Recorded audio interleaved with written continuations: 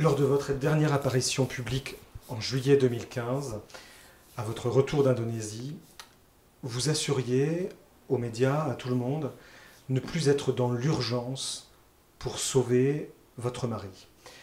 Est-ce que c'est toujours le cas aujourd'hui? Je pense qu'il faut bien, faut bien se dire une chose. L'urgence, c'est une liste d'exécution officielle. Là, nous sommes dans le même contexte que depuis 9 ans, que depuis le moment où mon mari est condamné à mort, où il peut lui arriver n'importe quoi, à n'importe quel moment.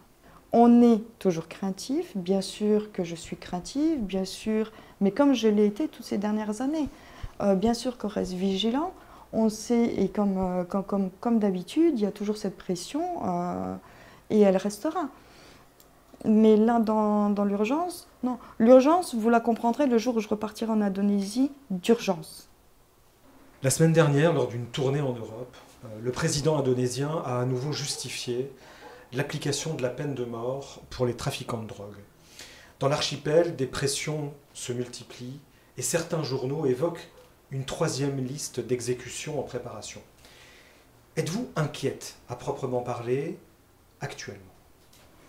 Je suis inquiète comme toutes les années où il a toujours été évoqué qu'il y avait des listes d'exécution qui se préparaient.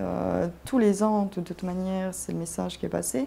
Surtout donc, depuis 2014, ce que je veux dire, la position de M. Widodo n'a pas changé depuis sa prise de pouvoir en 2014 et c'est le message qu'il a repassé actuellement.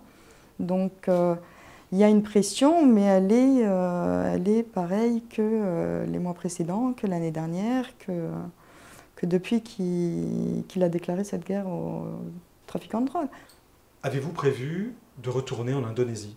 Oui, oui, je suis en train de réfléchir et du moment que j'aurais pu réunir assez d'aide, parce que voilà, c'est aussi toute la problématique, c'est que toute seule je ne peux pas décider de partir demain.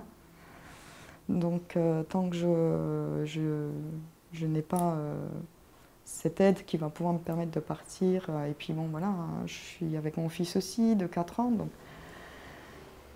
j'espère pouvoir partir en juillet si j'ai l'aide adéquate pour pouvoir m'y rendre à nouveau.